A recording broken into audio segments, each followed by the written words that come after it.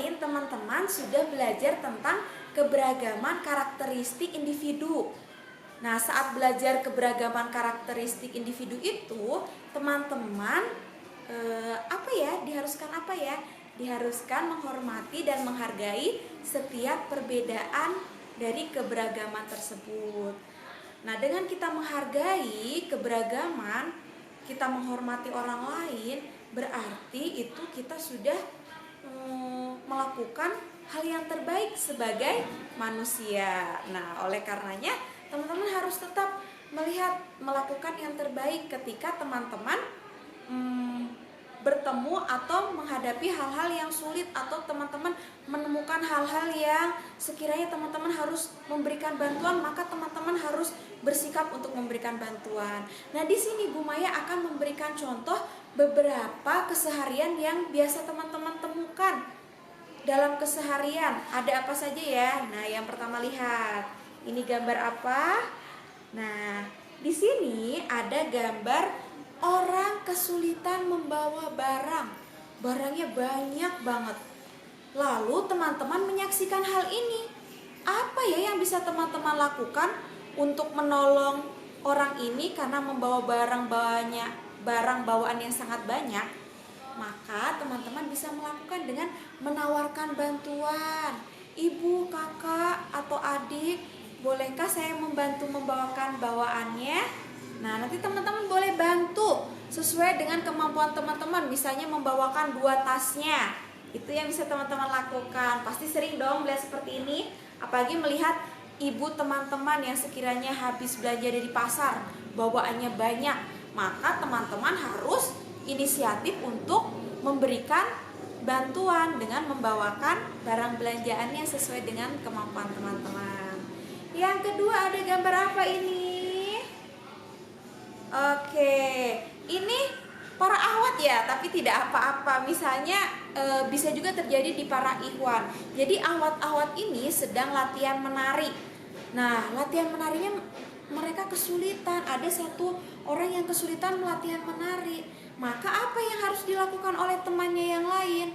Harus mau bersabar mengajari temannya agar temannya percaya diri untuk terus latihan menari. Sama halnya kalau misalnya Ikhwan menemukan temannya kesulitan outbound, nggak mau tuh main flying fox, maka harus teman-teman bantu pelan-pelan, harus diajak pelan-pelan agar temannya mau bermain flying fox.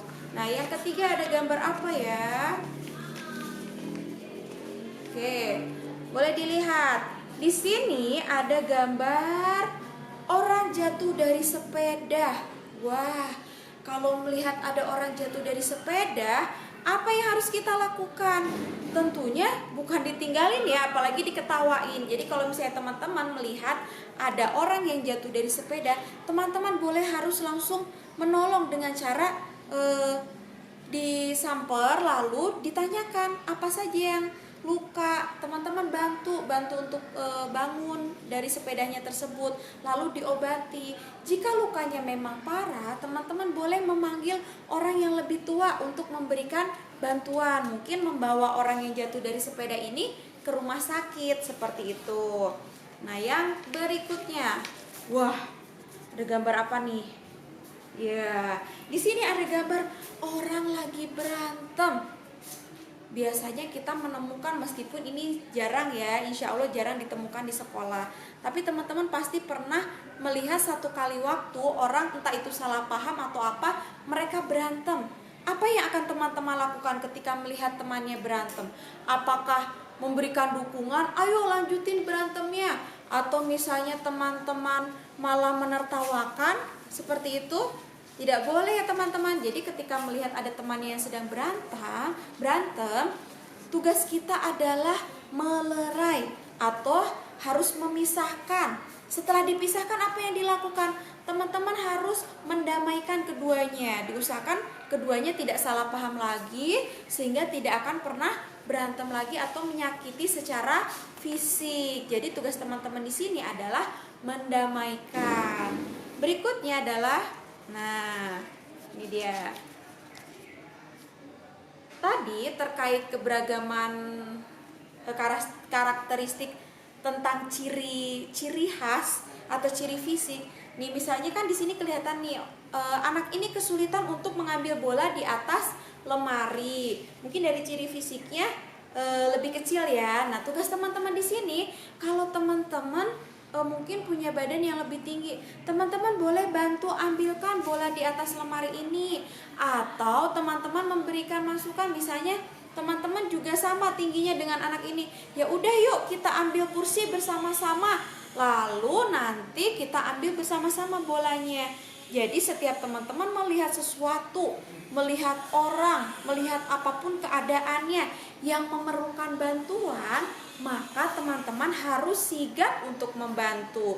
Itulah salah satu wujud teman-teman telah menghargai semua perbedaan, teman-teman bisa menghormati orang lain, dan dengan teman-teman menumbuhkan sikap hormat dan menghargai itu, teman-teman akan timbul rasa sayang, sehingga ketika teman-teman menemukan orang lain yang memerlukan bantuan, teman-teman akan sigap untuk menolong dan membantu.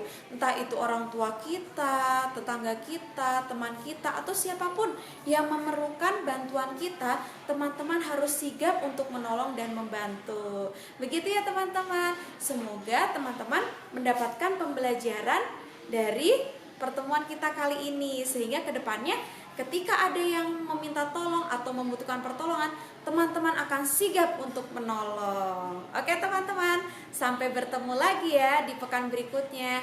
Assalamualaikum warahmatullahi wabarakatuh.